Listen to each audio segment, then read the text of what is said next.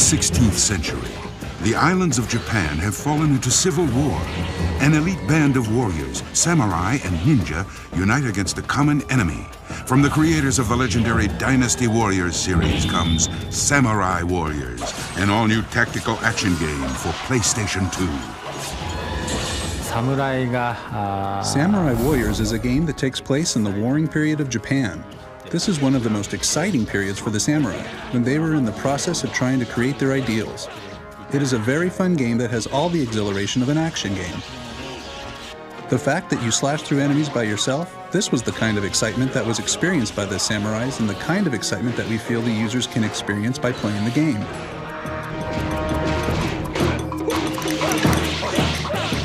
The origins of samurai culture can be traced back to a divided Japan, a time when independent states and lords found regular conscript armies ineffective.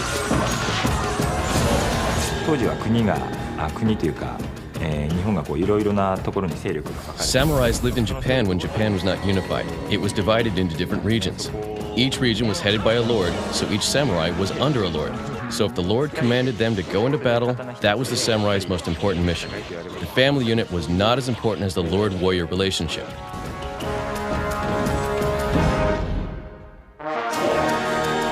In portraying the period, Sugiyama and his team fused actual historical events with a healthy dose of fictional elements to allow the player to create brand new adventures rooted deep in Japan's past. We have purposely stayed away from being 100% accurate to history. If we did, the users would know the outcome of the game. We want this game to be a learning experience for the user as well as for us. We try to focus on the drama of history instead of being tied down by the facts. We want to emphasize what is exciting about history and put that into the games. Samurai Warriors features an active mission system, or AMS, which provides a specific mission during each battle. This gives the player hundreds of possible variations over the course of the game. We have 15 characters to choose from, plus an additional one you can create and edit on your own. Each character has their own specific missions and stages, giving the player the possibility of over 100 different missions in the game. One of the most interesting and unique modes in this game is the castle mode, or survivor mode. In this mode, you can climb up or down as the castle is spontaneously created. So if you clear one floor, you can go on to the next and basically continue for over 200 floors up or down. That's almost a game in and of itself. Samurai Warriors will mix historical characters from feudal Japan with fictional ones created specifically for this endeavor. Characters will also feature unique behaviors, giving each one a distinct personality. The people in battles are based on history. The most popular characters will be Oda Nobunaga and Sanada Yukimura. Besides one of the most popular ninjas in Japan, Hattori Hanzo, we also have a female ninja, Kunoichi, who is an original character for Samurai Warriors. We have characters like Goemon, a very famous robber from that period. With his very big hair, he looks really interesting.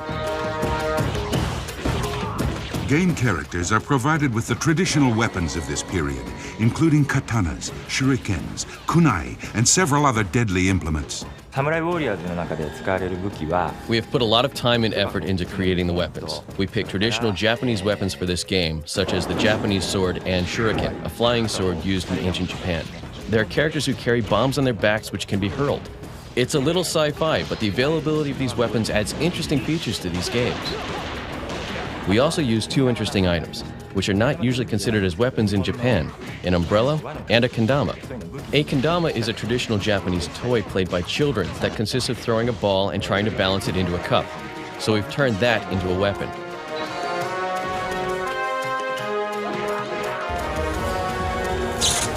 Of all the amazing accomplishments Samurai Warriors has to offer, several features stand out in this unrivaled gaming experience. There are two achievements we are really proud of. The first is the deep perspective of the battlefields, a new feature of this game. The fact that you can see so far into the background is one thing we are very proud of. The second is the battles within the castles themselves. We have numerous traps and different devices within them that make the gameplay interesting.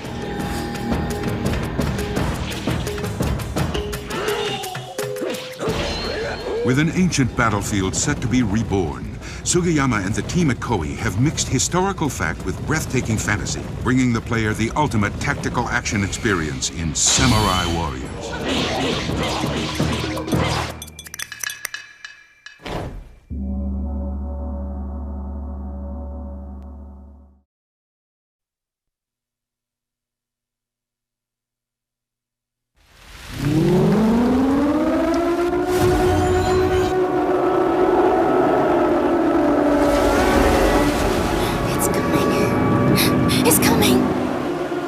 The story takes place in a village that is surrounded by mountains. There is an earthquake and a siren sounds. The village is suddenly surrounded by a red sea of blood, and the rain and rivers all turn red. And it brings kind of horror and death and a sense of mystery to the inhabitants. The people who live there take on an appearance that becomes less and less human. They turn into what's called shibito, or living dead. What you have to do is kind of survive against these shibito and find your way out of town. This game shows events that happen over 3 days, involving many characters. Different characters have different feelings or patterns in various situations. This is just like the real world. There's something in the air. There's 10 playable characters in the game. Each of these different characters contributes something to unraveling the mystery of what happened to this town. As you play through with a certain character and you've completed a mission, it'll show you on the Link Navigator how you're progressing through the game. Things may happen simultaneously, but it's not a linear path. I think that's one of the things that make the game unique. Sightjacking is affected by the Red Sea and allows the living dead to be able to see and use other people's sight. Using sightjacking, a player can see what his enemies are seeing and discover their patterns. With such important information, a player will be able to solve the mystery or plan strategies to escape and survive. And one of the cool things about the feature is actually you can assign what you've seen through their eyes to certain face buttons on the controller so that you can come back to them as you're navigating through and keep cross-referencing where the shibito are.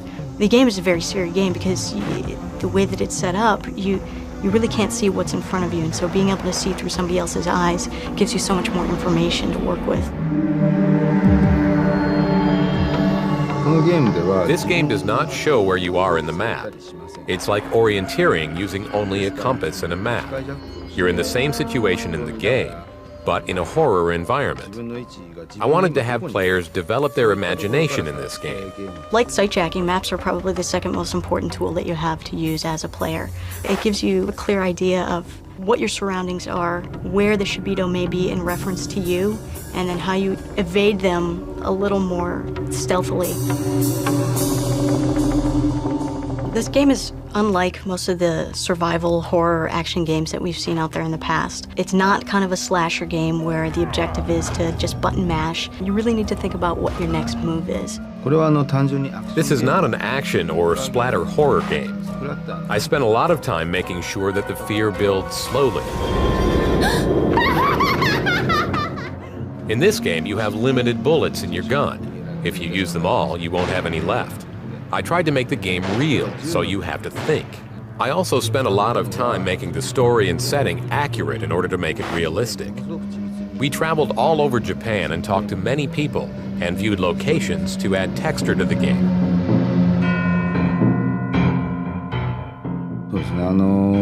I have a sound producer background, so I worked hard to make sounds that express fear, especially the sound of the siren.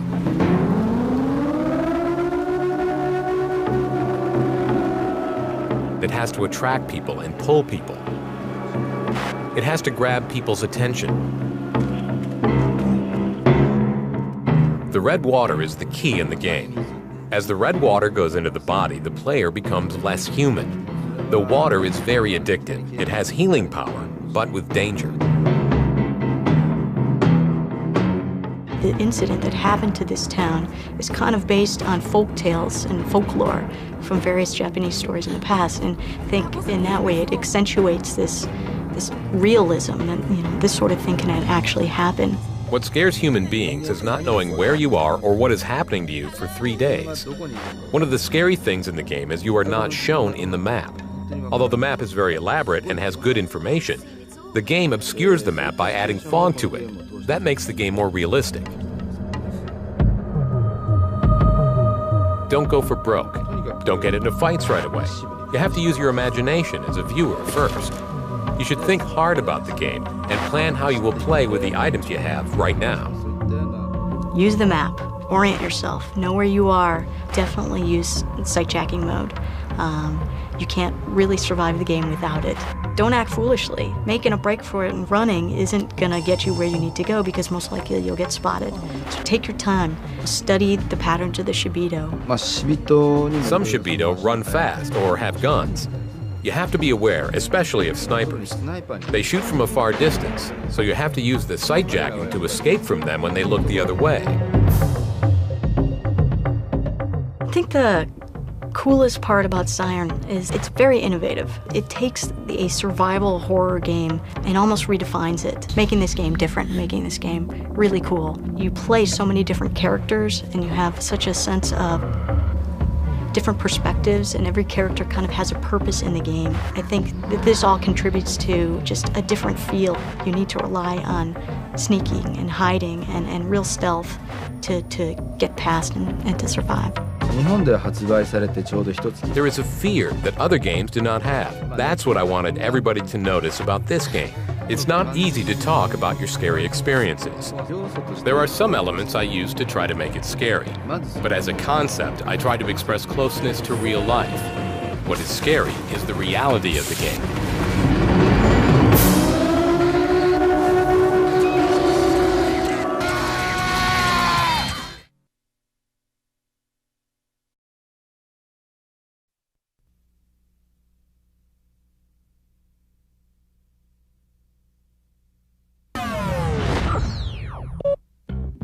This is my destiny,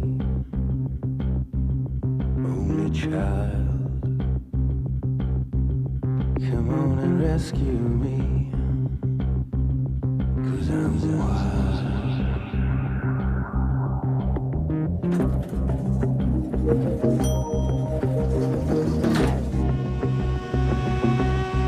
This is my selection, when I'm sure. Not looking for deception like before. This is my destiny.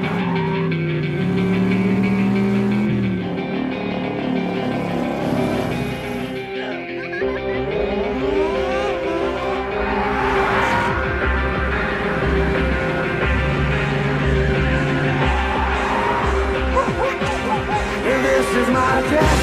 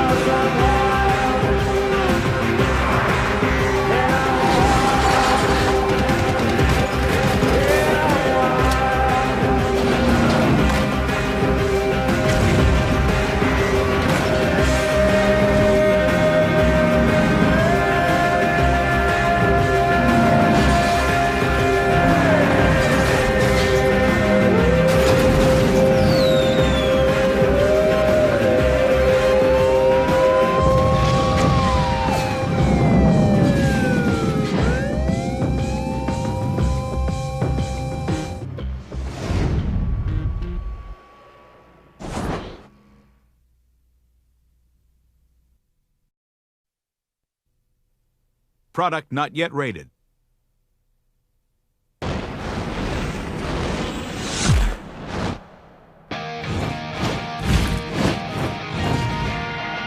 Welcome, sports fans, to MLB Slugfest Loaded. Fly ball. Spikes it hard to the alley and left. And he pulls it down. Goodbye. Major League Baseball and Midway Sports proudly present the only hard-hitting, adrenaline-fueled baseball game featuring the pros. And the leadoff hitter heads to the plate to start the game. Slugfest Loaded takes baseball to the next level. Over the top, in-depth, and online. Holy smoke, you don't see catches like that every day. Oh, hit him! Ow! And there he goes! You call the shots in franchise mode, where you can draft, sign, trade, and cut players, creating your own baseball dynasty. And he looks at a called strike three. Take Slugfest Loaded online and play your team head-to-head against the leaderboard, enter tournaments, and more. Are you ready to play some real hardball?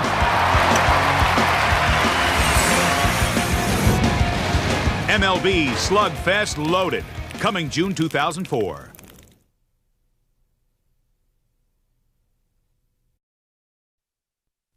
Rated E for everyone. Once upon a time, in a magical fairy tale land, there was a brave hero who was strong, dashing, and handsome. Okay, well, strong. Don't go. Shrek's back, and this time he's cleaning swamp. Join Shrek and 10 of his friends, including Donkey, Thorough Blast, Puss in Boots, Catwalk, Big Bad Wolf, Mega Hub, Princess Fiona, Fiona Time, and more. As they take on challenges from the movie and twisted fairy tale worlds never seen before. Shrek and his pals return in Shrek 2. Coming May 2004 to PlayStation 2.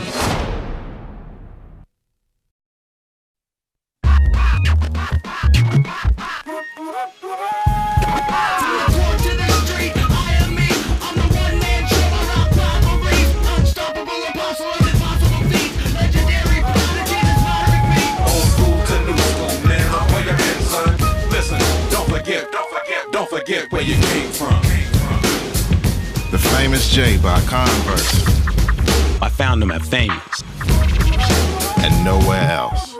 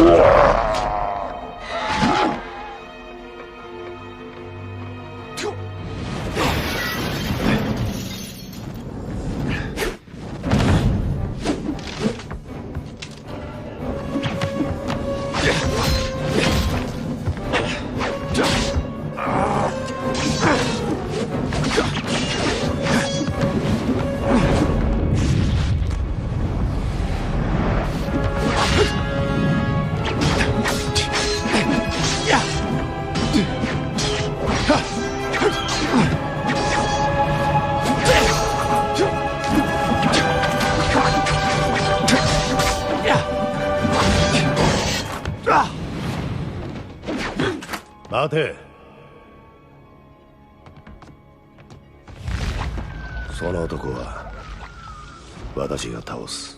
ガルガント、久しぶりだな、左之助。お前を信長には絶対合わせん。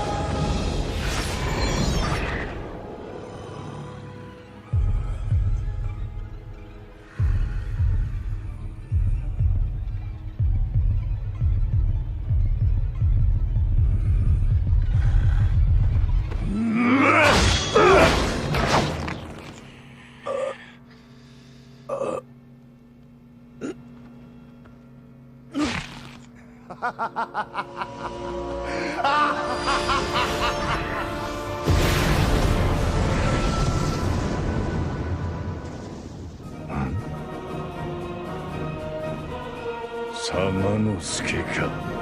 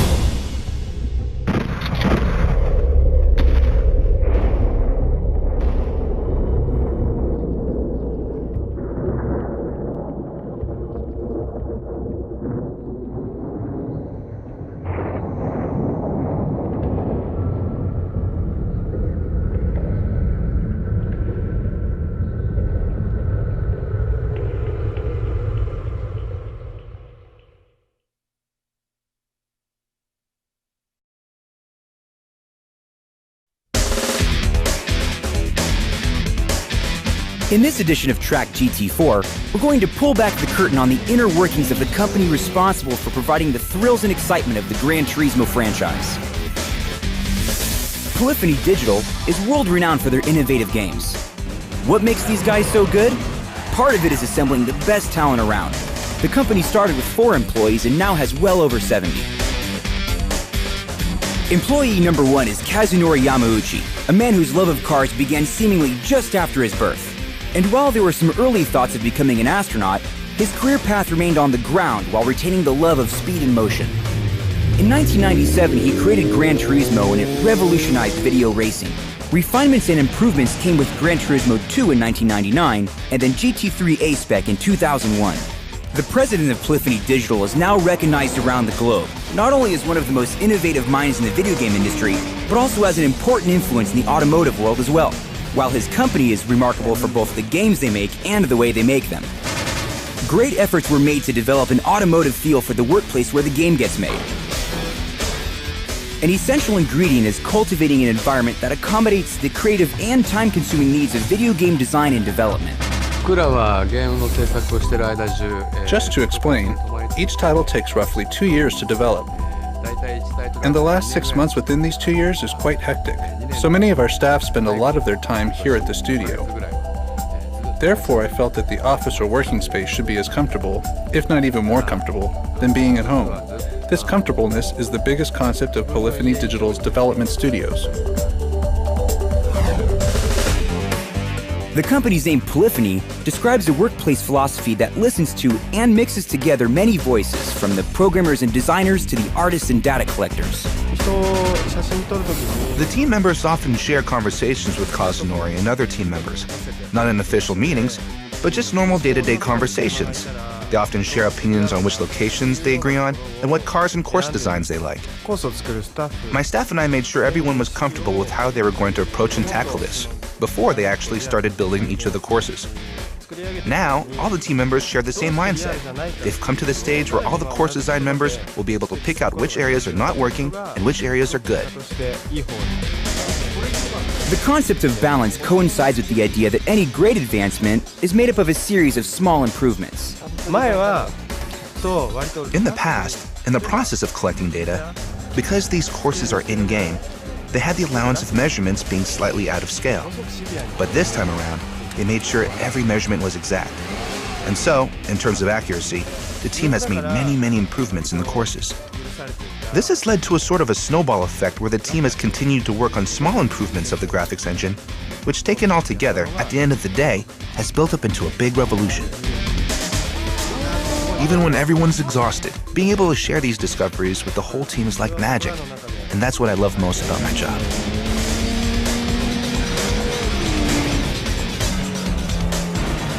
Job satisfaction seems to strike a major chord at Polyphony Digital. Just ask the president. Obviously, I've always dreamed of becoming a race car driver. However, when I look at the bigger picture, what I do now is great. The experience I get out of doing what I do and still working very closely with cars is a dream job. And after all the hours and effort spent, what does Kazunori Yamauchi hope to achieve with GT4? Well, one of my objectives for actual players, once they finally get their hands on GT4, sit down, open the package, throw it in the PS2 and play, is to say, wow, incredible.